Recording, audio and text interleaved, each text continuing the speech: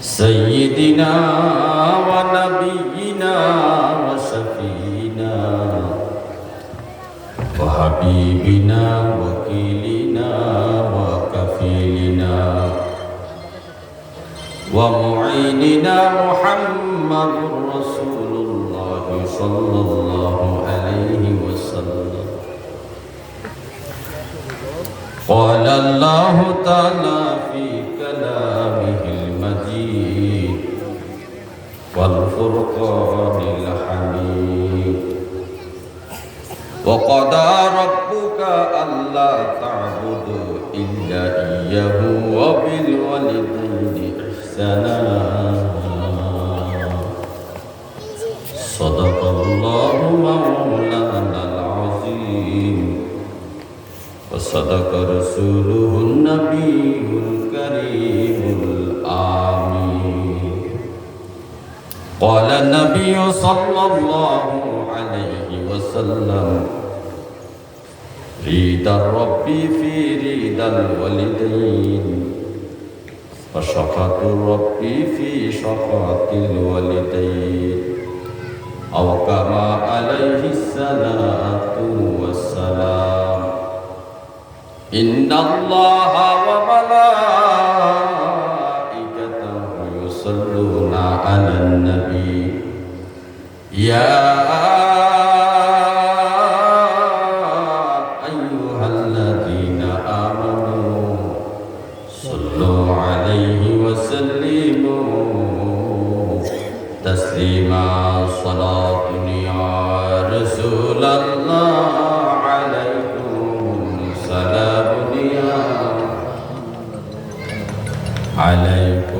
الصلاة يا رسول الله، عليكم السلام يا حبيب. আয় হাজারা জিবরাইল আন্দার বাসা বাহারে হক সোয়ে গরিবা এক নজর সালাত নিয়া رسول الله عليكم سلام يا حبيب الله، عليكم الصلاة يا رسول الله، عليكم سلام يا حبيب الله. شد نايمو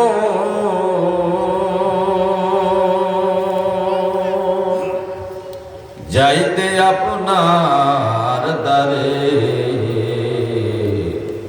বেদনা সর্ব সাইব কি করে।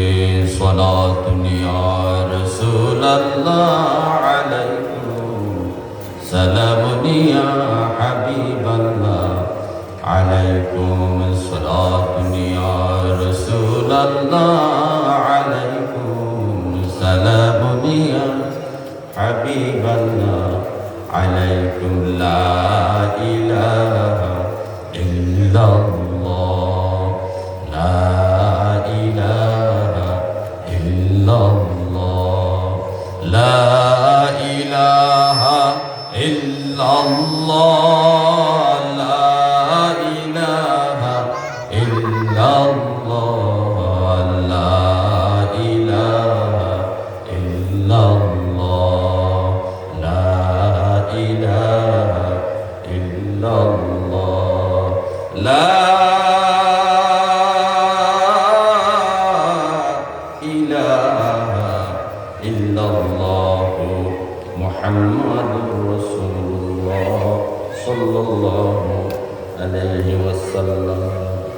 আলহামদুলিল্লাহ।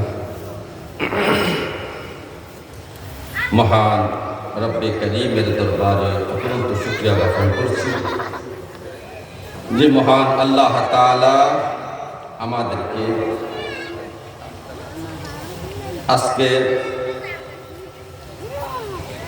মুজাদ্দেদে জামান শাহ কারামাত আলী জলপুরি রহমতুল্লাহ আলাইহির স্মরণে যোগ পুকুরিয়া মাদ্রাসা মসজিদ প্রাঙ্গণে এই ওয়াজ দোয়ার মাহফিল, এই মাহফিলের সম্মানিত সভাপতি আলহাজ হজরত মাওলানা শাহ সুফি মোহাম্মদ ফারুক শের সিদ্দিকী মাদ্দাদুল্লাহ আলী হুজুর কিবলা,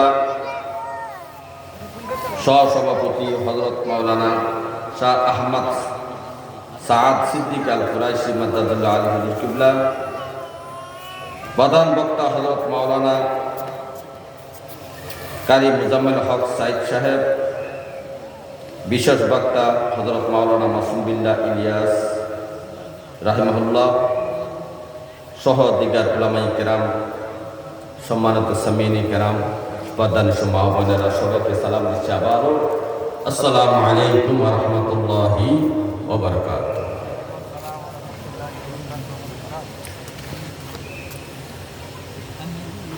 যেহেতু এটা আমার এলাকার মাহফিল, আমার গ্রামের মাহফিল, এখানে বেশিক্ষণ সময় আমরা বয়ান করাটা ঠিক না।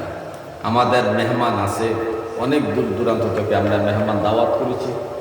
তারা আসবে, আমাদেরকে কিছু কোরআন ও হাদিস থেকে কিছু নসিহতমূলক কথাবার্তা আমাদেরকে বলবেন এবং আমাদের ফিসা হুজুর আসবেন, আমাদের জন্য দোয়া করবেন, কিছু তালিম তালকিন দিবেন। এই অপেক্ষায় আমরা অপেক্ষামান। সুতরাং আমরা বেশিক্ষণ, আমরা এলাকার মানুষ হিসেবে, গ্রামের মানুষ হিসেবে আমরা বেশিক্ষণ সময় আমরা অতিবাহিত করব না। যতটুকু সময় মাইকের সামনে থাকি, আপনাদের সম্মুখে হাজির থাকি, ততটুকু সময় মনোযোগ সহকারে কথাগুলো শোনার জন্য আমি বিনীতভাবে অনুরোধ করছি। আল্লাহ তাআলা সবাইকে মনোযোগ সহকারে কোরআন ও হাদিসের কথাগুলো শোনার মতো তৌফিক দিয়ে বলেন আমিন। হাজিরিন, আমরা আল্লাহর বান্দা। তো আল্লাহর বান্দা, আল্লাহ আমাদেরকে সৃষ্টি করেছেন একমাত্র তার ইবাদত করার জন্য। ওমা খলাকুল জিন্না ওয়াল ইনসা ইল্লা লিয়াবুদুন। জিন ইনসানকে সৃষ্টি করেছে একমাত্র আল্লাহ ইবাদত করার জন্য।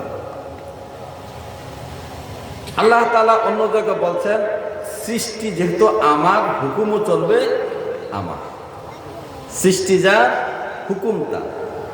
যিনি সৃষ্টি করেছেন তিনি আমাদেরকে, আমাদের এই জন্ম থেকে মৃত্যু পর্যন্ত আমাদের জীবনটা পরিচালনা করার জন্য কিছু দিক নির্দেশনা দিয়েছেন। যিনি কম্পিউটার বানাইছেন, ইনি কম্পিউটার চালানোর জন্য কিছু নিয়ম নীতি নির্দেশনা কিছু লিখে দিয়েছেন যে এই সিস্টেমে কম্পিউটার চালাতে হবে। যিনি মোবাইল তৈরি করেছেন, তিনিও এরকম কিছু দিক নির্দেশনা দিয়ে একটা লিফলেট অথবা বই ছাপাইছেন যে এই সিস্টেমে মোবাইল চালিতে হবে, এই সিস্টেমে আমার যন্ত্রটা পরিচালনা করতে হবে। ঠিক তদ্রূপ আল্লাহ যেহেতু আমাদেরকে সৃষ্টি করেছেন, আল্লাহ আমাদের পরিচালনার জন্য, আমাদের জীবনকে পরিচালিত করার জন্য কিছু নিয়ম নীতি আল্লাহ তাআলা কোরআনে হাকিমে আল্লাহ তাআলা দিয়েছেন। বলেন সুবহানাল্লাহ। তাহলে হুকুম চলবে তার, যিনি আমাদেরকে সৃষ্টি করেছেন। আমাদেরকে দুনিয়ার কোনো মানুষ সৃষ্টি করে নাই। তো দুনিয়ার মানুষ সৃষ্টি করলে দুনিয়ার মানুষের কথা মতো আমরা চলতাম।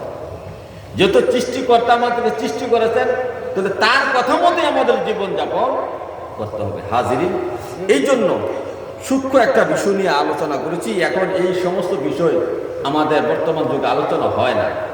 মা বাবার ওয়াজ আমরা অনেক শুনেছি, কত সুন্দর কাহিনী ওয়াকিয়া বর্ণনা করেছেন, কিন্তু আসলে কোরআন হাদিস থেকে নির্যাস কথাগুলো না বলার কারণে এই কাহিনীগুলো আমাদেরকে কোনো পরিবর্তন করতে পারতেছে না। এখন রাব্বি কারীম আল্লাহ তাআলা আমাদেরকে কোরআনে পাকের মধ্যে কি বলেছেন আমরা কি শুনি। রাব্বি কারীম বলতেছেন, ওয়া কাদা রাব্বুকা আল্লা তা'বুদু ইল্লা ইয়্যাহু।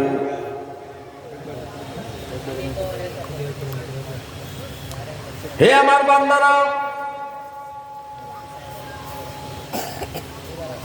আমি আল্লাহ তোমাদেরকে নির্দেশ করলাম, আদেশ করলাম, তোমরা আমার ইবাদত ব্যতীত অন্য কারো ইবাদত তোমরা করবা না।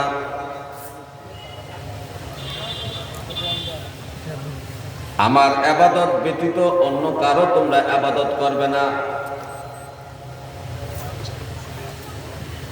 যদি আমার ইবাদত ভিন্ন অন্য কোনো ব্যক্তির ইবাদত করো তাহলে তোমাদের শিরক হয়ে যাবে। আল্লাহর ইবাদত করা ফরজ। ইবাদত আল্লাহর না করে যদি বান্দার করে সৃষ্টির ইবাদত করি তাহলে শিরক হবে। কিতাবের মধ্যে উল্লেখ করা হয়েছে যতগুলো কবিরা গুনাহ আছে সবচেয়ে বড় কবিরা গুনাহ হলো শিরক করা। সবচেয়ে বড় কবিরা গুনাহ হলো শিরকি গুনাহ। তো আল্লাহ বলতেন, হে আমার বান্দারা, তোমরা আমার ইবাদত করবে, আমার ইবাদত ব্যতীত অন্য কারো ইবাদত তোমরা করবে না।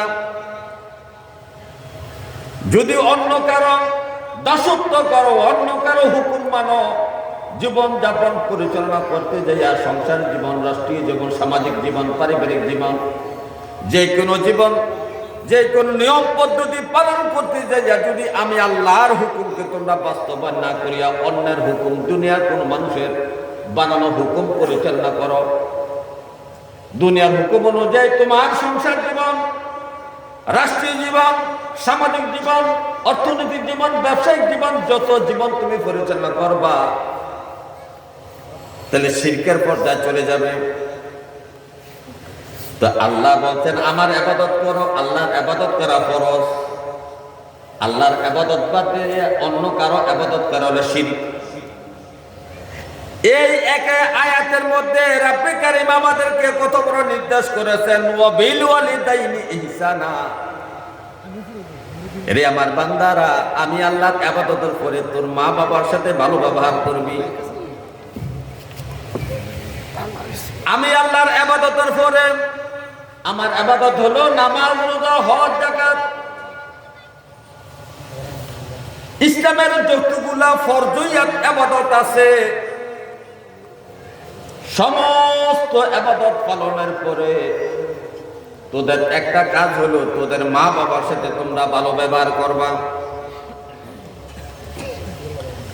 এর আগে আল্লাহ বলে আমার ইবাদত ছাড়া অন্য কারো ইবাদত করা যাবে না।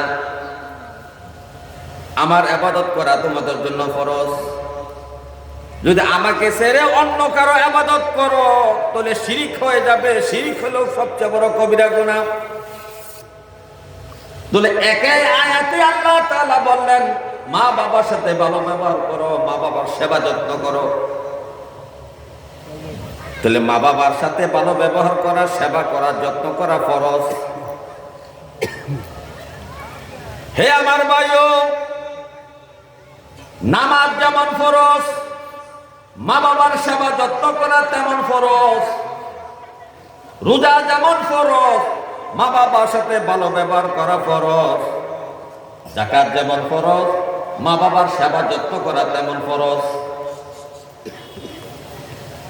ভালো ব্যবহারের মধ্যে মা বাবার সেবা যত্ন আছে। মা বাবার কথা শুনতে হবে, মা বাবার সাথে ভালো ব্যবহার করতে হবে, ভালো কথা বলতে হবে, নম্র ভদ্র ভাষার ব্যবহার করতে হবে। এটা হলো সৎ ব্যবহার, ভালো ব্যবহার। এখন আল্লাহর ইবাদত ছাড়া অন্যর ইবাদত করলে যদি শিরক হয়ে যায় তাহলে মা বাবার সাথে ভালো ব্যবহারের জন্য আল্লাহ বলেছেন যদি মা বাবার সাথে ভালো ব্যবহার না করেন সবচেয়ে বড় কবিরা গুনাহ হবে। এই জন্য এই একই আয়াতে রব্বে কারীম বলতেছে, হে আমার বান্দারা,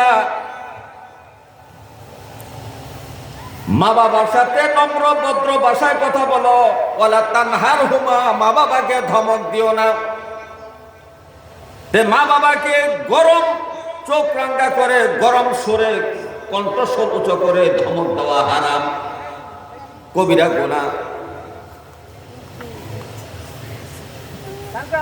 মা বাবা বৃদ্ধ বয়সে মা বাবা তোমাকে অনেক জ্বালাতন করবে। তুমি যেমন ছোট বয়সে তোমার মা বাবাকে জ্বালাইছ, তোমার ছোট বয়সে মা বাবাকে তুমি যেমন জ্বালাতন করেছ, বারবার কষ্ট করেছ, বারবার আবদার করেছ, সব কিছু তোমার মা বাবা পূরণ করেছে। তদ্রুপ বৃদ্ধ বয়সে তোমার মা বাবা তোমার কাছে সন্তানের মতো হয়ে যাবে। সুতরাং তুমি তোমার সন্তানকে যেমন ধমক দাও না, তাকে রাগান্বিত করো না, তাকে মারো না, তাকে বরংস সে যদি বিরক্ত করে তারপরও তুমি তাকে মহাব্বত করে ভালোবাসে তাকে কোলে নাও। যা চায় তাকে চাহিদা পূরণ করার জন্য দোকানপাটে হাটে বাজারে নিয়ে যাও। তদ্রুপ বান্দারে তোমার মা বাপ বৃদ্ধ অবস্থায় তোমার কাছে যখন আবদার করবে, ছোট মানুষের মতো আবদার করবে। ছোট মানুষ যেমন বিবেক খাটায় আবদার করে না যে আমার বাবা আমাকে এটা দিতে পারবে কিনা, আমার মা এখন আমাকে এটা খাওয়াইতে পারবে কিনা, এই বিবেক খাটায় যেমন ছোট বাচ্চা মা বাবার কাছে আবদার করে না, ঠিক তেমন ভাবে বৃদ্ধ বয়সে মা বাবা বিবেক খাটাইয়া সন্তানের কাছে এমন আবদার করতে পারে না। মনে যা চায় তা বলে পেরে এই বলাতে তোমার বাবা যেমন তোমার বৃদ্ধ অবস্থায় তোমার সাথে রাগান্বিত হয় নাই, খারাপ ব্যবহার করে নাই। এরে বান্দা, তদ্রুপ তোমার মা বাবা তোমার কাছে বৃদ্ধ অবস্থায় পৌঁছে গেলে মা বাবার কথায় তুমি তেমন রাগান্বিত হবে না, ধমক দিবে না। ধমক দেওয়া হারাম। আজকের সমাজের মানুষের দিকে তাকালে দেখা যায় মা বাবার সাথে উচ্চ কণ্ঠে কথা বলে, রাগ দিয়ে কথা বলে, চোখ রাগ দিয়ে কথা বলে, এগুলা হারাম, কবিরা গুনাহ। শুধু নামাজ না পড়লে কবিরা গুনাহ, চুরি করলে কবিরা গুনাহ, সুদ খাইলে কবিরা গুনাহ, ঘুষ খাইলে কবিরা গুনাহ, বেপরদা চললে কবিরা গুনাহ নয়। এই মা বাবার সাথে আমরা কত কবিরা গুনাহ করি। মা বাবাকে ধমক দিয়ে কথা বলা কবিরা গুনাহ, মা বাবার খাদ্যের খোঁজ খবর না নেওয়া কবিরা গুনাহ, মা বাবার শরীরের মধ্যে ভালো পোশাক আছে কি নাই সেটা দেখা আমাদের উপর ফরজ। যদি মা বাবার শরীরের কাপড় চোপড়ের দিকে আমাদের নজর না থাকে সেটাও আমাদের কবিরা গুনাহ। হে আমার ভাইও, আল্লাহ তাআলা কোরআনের মধ্যে অনেক নবীদের দোয়া উল্লেখ করে দিয়েছেন। হযরত ইয়াকুব আলাইহিস সালাম তার সন্তানদের হেফাজতের জন্য সিরিয়া থেকে মিশরে পাঠাইছেন। মিশরের সন্তানরা যখন বিপদ আপদ থেকে হেফাজতে থাকে তার জন্য ইয়াকুব নবী আল্লাহর কাছে দোয়া করতেছেন সন্তানের হেফাজতের জন্য। ফাল্লাহু খায়রুন হাফিজা ওয়া হুয়া আরহামুর রাহিমিন। সন্তানের ভালো থাকার জন্য, সন্তানের সন্তান সম্পদ আহলে আওলাদ এবং নিজে ভালো থাকার জন্য দোয়া করেছেন ইয়াকুব নবী। আল্লাহ তাআলা বললেন, হে আমার বন্ধু নবী গো, আপনার দোয়াটা আমার ভালো লাগছে, পছন্দ হয়েছে। আপনার এই দোয়াটা আমার আখির নবীর উম্মতের জন্য আমি কোরআনে উল্লেখ করে দিলাম।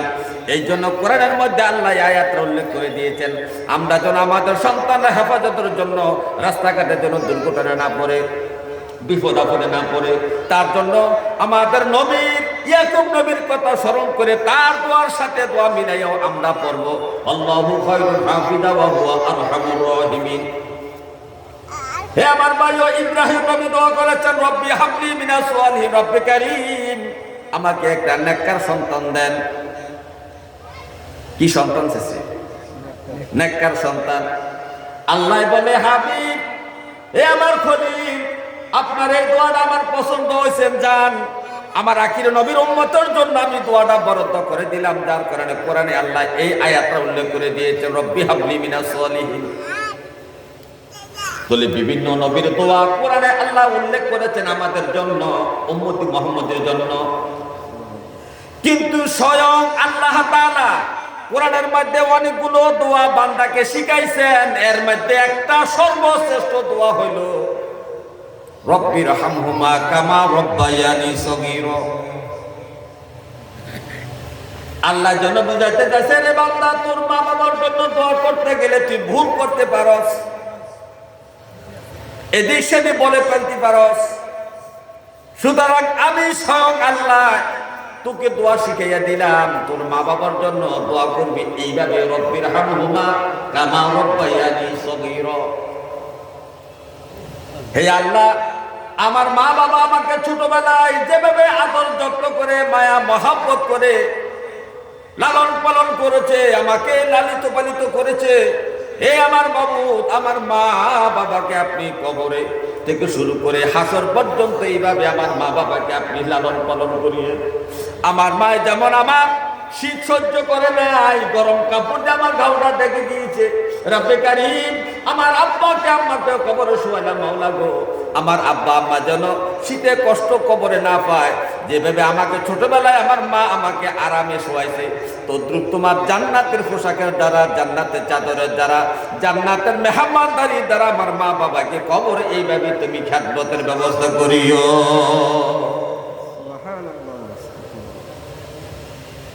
হে আমার ভাইও, আল্লাহ যতগুলো দোয়া বান্দাকে শিখাইছেন এর মধ্যে সর্বশ্রেষ্ঠ দোয়া হইল ওকুর রব্বির হামহুমা কামা রব্বায়ানি সগীরা। আল্লাহ যেন বুঝাইতে চাইছে, হে রে বান্দা, তোর মা বাবার জন্য দোয়া যদি নিজে করতে যাস কত উল্টা পুল্টা বলে ফেলবি, ভুলভাল বলে ফেলতে পারস। খুদা আমি স্বয়ং আল্লাহ তোকে দোয়া শিখিয়ে দিলাম, তোর মার জন্য বাবার জন্য এই দোয়াটা সবসময় করবি, পাঁচ ওয়াক্ত নামাজে নামাজে মুনাজাতে মুনাজাতে, যেখানে মুনাজাত দিবি সেখানে তোর মা বাবার জন্য এই দোয়াটা কর। হে আমার ভাইও, হাদিস শরীফের মধ্যে আছে, নবীজি বলেন, হাদিস শরীফের মধ্যে আছে, নবীজি বলেন, হে আমার বান্দারা, হে আমার নবীর, হে আমার উম্মতেরা, শোনো রে, মা বাবার কত দাম তোমরা শোনো। রিদা রব্বি, আল্লাহকে যদি তোমরা খুশি করতে চাও, আল্লাহকে যদি তোমরা খুশি করতে চাও, রাজি করতে চাও, তাহলে মা বাবাকে খুশি করো, রাজি করো। মা বাবার খুশিতে আল্লাহ তাআলা খুশি হয়, মা বাবার অসন্তুষ্টিতে আল্লাহ অসন্তুষ্টি হয়। নবীজির এই জবান মোবারকের দ্বারা এই কথাটা বলেছেন, সাহাবীদের সামনে নবীজি এই কথাটা বলেছেন। এই কথা বলার কারণ আছে, একজন বৃদ্ধ সাহাবী নবীজির কাছে তার ছেলেকে হাতে ধরে নিয়ে আসলেন। একজন বৃদ্ধ সাহাবী তার সন্তানকে হাতের মধ্যে ধরে নবীজির সামনে নিয়ে আসলেন।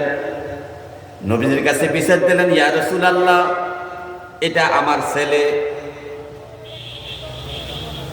এই ছেলেটা যখন ছোট ছিল তখন আমি ছিলাম যুবক, তখন আমি কামাই রুজি করতাম, এই ছেলেকে আমি 2 হাতে টাকা পয়সা দিতাম, ছেলে খরচ করতো, যা চাইতো তাই আমি দিতাম।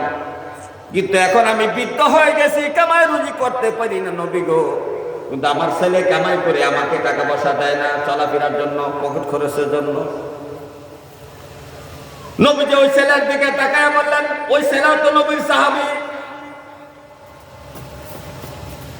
হে সন্তান শোনো, আন্তা ওয়া মালুকা ওয়া লি আবিকা, তুমি এবং তোমার সম্পদ তোমার বাবা মা, তুমি এবং তোমার সম্পদ, তুমি এবং তোমার সম্পদ কার? বাবা মা। সুতরাং তোমার বাবা মাকে টাকা পয়সা দিবে, যা কিছু প্রয়োজন সব কিছু তুমি ব্যবস্থা করবা, যেভাবে তোমার ছোটবেলায় তোমার ব্যবস্থা করেছে তোমার মা বাবা। হযরত আবু হুরায়রা রাদিয়াল্লাহু তাআলা আনহু নবীজির কাছে আসলেন, আচ্ছা অভিযোগ করলেন, ইয়া রাসূলুল্লাহ, আমার মা আমাকে মারছে। আবু হুরায়রা 20-22 বছরের যুবক। আবু হুরায়রা ইসলাম ধর্ম গ্রহণ করেছেন, মা কিন্তু ইসলাম ধর্ম গ্রহণ করেন নাই। ইসলাম ধর্ম গ্রহণ করার কারণে মার কাছে আবু হুরায়রা ঘৃণার পাত্র হয়ে গিয়েছে। আবু হুরায়রা মার কাছে গেলে মা তাকে ধরে মারে, একদিন 2 দিন অনেক দিন ধরে মারলেন। একদিন সহ্য করতে না পারা নবীদের কাছে দৌড়ে এসে বিচার দিলেন, ইয়া রাসূলুল্লাহ, আমার মা আমাকে মারছে। এতটুকু আবু হুরায়রা নবীর কাছে কান্না করে করে বললেন, ইয়া রাসূলুল্লাহ, আমার মা আমাকে মারছে। আবার নবী সাধারণ কোনো ঘটনা রাগান্বিত হন না, কিন্তু আবু হুরায়রার এই কথা শুনে রাগান্বিত হয়ে গেলেন। নবীজি উচ্চ কণ্ঠে আওয়াজ দিয়ে বলে, এ আবু হুরায়রা, তোমার কত বড় সাহস, আমি মুহাম্মদের সামনে তোমার মায়ের নামে তুমি বিচার দাও, তোমাকে সাহস কে দিয়েছে? তোমার মা বাবার বিচার করা আমার দ্বারা সম্ভব নয়। তোমার কত বড় সাহস, তোমার মায়ের নামে আমার কাছে বিচার দাও? এই সাহস তোমাকে কে দিয়েছে? তুমি জানো মা কি জিনিস? আরেকদিন আবু হুরায়রা বিচার দিয়ে আমার নবীর কাছে আসলেন মায়ের বিষয়ে অভিযোগ নিয়ে, বলতেছি ইয়া রাসূলুল্লাহ, প্রতিদিন তো বিচার দিলাম মায়ের বিরুদ্ধে, আপনি রাগান্বিত হয়ে গেলেন, কিন্তু আজকে আপনার কাছে বিচারের জন্য আসি নাই নবী, একটা প্রার্থনা নিয়ে আসি, একটা আবদার নিয়ে আপনার কাছে আসি নবী গো। আপনি যদি আমার মার জন্য একটু দোয়া করতেন, আমার মা যদি মুসলমান হইয়া যাইত, আমার মা মুসলমান হওয়ার জন্য একটু যদি আপনি দোয়া করতেন গো নবী, এই জন্য আপনার কাছে আসছি। আমার নবীজি হাত উঠাইয়া আল্লাহর কাছে বলে, আল্লাহ আবু হুরায়রার মাকে তুমি ইসলাম ভিক্ষা দাও। আবু হুরায়রা মায়ের জন্য দোয়া করলেন। আবু হুরায়রা দৌড়ে বাড়িতে গেলেন, যাই দেখতেন সত্যি সত্যি নবীর দোয়া কবুল হয়ে গিয়েছে। আবু হুরায়রার মা ডাক দেয়া বলতেছে, আবু হুরায়রা, ইসলাম ধর্ম গ্রহণ করার কারণে আমি এতদিন তোকে মারছি, কিন্তু আমি অনুতপ্ত, দুঃখিত। তুই তো ভালো জায়গায় গেছো, ভালো ধর্ম গ্রহণ করেছো, মুহাম্মদ তো ভালো লোক। হ্যাঁ আবু হুরায়রা, এখন আমাকে কলমা পড়াইয়া দাও, অথবা আমার নবীর দরবারে আমাকে নিয়ে যাও। দরুদ বলো সুবহানাল্লাহ। এরকম সাহাবীদের অনেক ঘটনা আছে। আলকামা রাদিয়াল্লাহু তাআলা আনহুর ঘটনা আছে, মায়ের সাথে অবাধ্য হওয়ার কারণে, খারাপ ব্যবহারের কারণে জব বন্ধ হইয়া মৃত্যুবরণ করার অবস্থা হয়ে গিয়েছে। সাহাবীদের বিভিন্ন ঘটনা, মা বাবার সাথে অবস্থা দেখিয়া সমস্ত মসজিদ নববীর মধ্যে সাহাবীদের সামনে নবীজি বললেন, এরে আমার সাহাবারা শোনো, রিদা রব্বি ফি রিদাল ওয়ালিদাইন, মা বাবার সন্তুষ্টি আল্লাহর সন্তুষ্টি, ওয়া শাকাতু রব্বি ফি শাকাতিল ওয়ালিদাইন, মা বাবার অসন্তুষ্টি আল্লাহর অসন্তুষ্টি। রে আমার সাহাবারা, হে আমার ভবিষ্যৎ উম্মতেরা, সাবধান, মা বাবাকে অসন্তুষ্ট করবা না, মা বাবাকে গালি দিবে না, মা বাবার সাথে খারাপ ব্যবহার করবা না। মা বাবার সাথে যদি ভালো ব্যবহার না করো, খারাপ ব্যবহার করো, তাহলে তোমার কপাল পড়ে যাবে। কিতাবের মধ্যে উল্লেখ করা হয়েছে, অবাধ্য সন্তানের নামাজ কবুল হবে না। যে নামাজীর মা বাবা যদি তাকে অভিশাপ দেয়, তার সাথে অসন্তুষ্ট থাকে, ওই সন্তানের নামাজ কবুল হবে না। আপনি যত বড় আশিকে রাসূল হন, যত বড় পীরের মুরিদ হন, যত বড় আলেম হন না কেন, যদি আপনার মা বাবা আপনার প্রতি অসন্তুষ্ট থাকে, আমি কসম করে বলছি, কিতাবের কথা, আপনার একটা সেজদা আল্লাহ কবুল করবে না। তাহলে নামাজ কবুলের শর্ত হলো মা বাবার সাথে ভালো ব্যবহার করা। অন্য জায়গায় আছে, হে আমার উম্মতেরা শোনো, লা ইয়াদখুলুল জান্নাতা আকুন। নবীজি জবানের দ্বারা বলছেন, এই জবানের দুই ঠোঁটের মাঝখানে ফাঁকা জায়গা থেকে নবী বলছেন, লা ইয়াদখুলুল জান্নাতা আকুন, মা বাবার অবাধ্য সন্তান জান্নাতে যাবে না। নবীজি বলছেন, মা বাবার অবাধ্য সন্তান জান্নাতে যাবে না। অবাধ্য সন্তান যদি 50টা হজ নিয়েও মৃত্যুবরণ করে, কোটি কোটি টাকা দান সদকা করে যদি মৃত্যুবরণ করে, মসজিদ বানায়ও যদি মৃত্যুবরণ করে, আরে মাদ্রাসা বানায়ও যদি মৃত্যুবরণ করে, হাজার হাজার হজ উমরা নিয়েও যদি মৃত্যুবরণ করে, নবীর কথাই সত্য প্রমাণ হবে। লা ইয়াদখুলুল জান্নাতা আকুন, নবী বলছেন অবাধ্য সন্তান জান্নাতে যাবে না। প্রশ্ন করতে পারেন, হুজুর এখনকার মা বাপটা একটু ঝামেলা করে। এটা আমরা মানি, কিছু মা বাপ ঝামেলা করে, সত্য। আপনাকে ধৈর্য ধারণ করতে হবে, আল্লাহ আপনাকে পরীক্ষায় ফেলাইছে। যে মা বাপ সন্তানের সাথে একটু উল্টা পাল্টা কাজ করে, আচার আচরণ করে, বুঝতে হবে মা বাপ দিয়ে আপনাকে পরীক্ষায় ফেলাইছে। আইয়ুব নবীকে রোগ দেয়া পরীক্ষায় ফেলাইছে, ইনিস নবীকে মাছের পেটে ঢুকে পরীক্ষায় ফেলাইছে, ইব্রাহিম নবীকে আগুনে কুণ্ডুলেতে ফেলাইয়া পরীক্ষা ফেলাইছে, আমার নবীকে তায়েফে পাঠাইয়া পরীক্ষায় ফেলাইছে। আর আপনাকে মা বাবা দিয়া একটু পরীক্ষা ফেলাইছে, আপনি সহ্য করতে পারবেন না, ধৈর্য ধারণ করতে পারবেন না, তাহলে কেমনে আপনি নবীর জান্নাতে যাইবে? কেমনে যাইবে? যদি কারো মা বাপ সন্তানের প্রতি অন্যরকম আচার আচরণ করে বুঝতে হবে আল্লাহ আপনাকে পরীক্ষায় ফেলাইছে। এই জন্য নামাজ পড়ে পড়ে আল্লাহর কাছে মুনাজাত করে কান্নাকাটি করবে, রাব্বে কারীম বাবাকে জান্নাত থেকে বঞ্চিত করিয়েন না, আমার মা বাবার খেদমত করার তৌফিক দেন মাবুদ, আমার মা বাবাকে আমার সাথে মহব্বত বাড়াইয়া দেন, আমার প্রতি মহব্বত বাড়াইয়া দেন, আমার মহব্বত আমার মা বাবার প্রতি বাড়াইয়া দেন, আমাকে জান্নাত থেকে আপনি বঞ্চিত করিয়েন না। কিন্তু আজকে যাদের মা বাপ সন্তানের প্রতি উল্টা পাল্টা ব্যবহার করে, আচরণ করে, টাকা দিয়া, জমি দিয়া, টাকা দিয়া, পয়সা দিয়া, বাড়ি দিয়া, সবকিছু দিয়া যা কিছু করতেছে, এটা আপনাকে পরীক্ষা বানাইছে আল্লাহ। সুতরাং আপনি একজন নামাজ পড়ে মা বাবার মহব্বত বৃদ্ধির জন্য তো আল্লাহর কাছে কোনোদিন মুনাজাত করেন নাই। আর আপনি যদি এটা ধৈর্য ধারণ না করতে পারেন, যদি মা বাবার সাথে আবার যদি উল্টে আপনি খারাপ আচরণ করেন, আপনার কিন্তু কপাল পড়ে যাবে, আপনি অবাধ্য সন্তান হিসেবে পরিগণিত হবেন, আপনার জন্য জান্নাত হারাম হয়ে যাবে। এটা নবীদের জবান মোবারকের কথা। সুতরাং আজকে যারা মা বাবার অবাধ্য হইয়া পীর সাহেবের দরবারে আসা যাওয়া করেন, আব্দুল কাদের জিলানের মুরিদ যদি হন, বাবা শাহজালালের মুরিদ যদি আপনি হন, বড় বড় বুজুর্গ ব্যক্তির মুরিদ যদি আপনি হন, খোদার কসম করে বলছি আপনার পীর সাহেব জান্নাতের দ্বার প্রান্ত আপনাকে নিতে পারবে না, যতক্ষণ পর্যন্ত নবীর হাদিস বাস্তবায়ন হবে। নবী যে বলছেন লা ইয়াদখুলুল জান্নাতা আকুন, অবাধ্য সন্তান জান্নাতে যাবে না।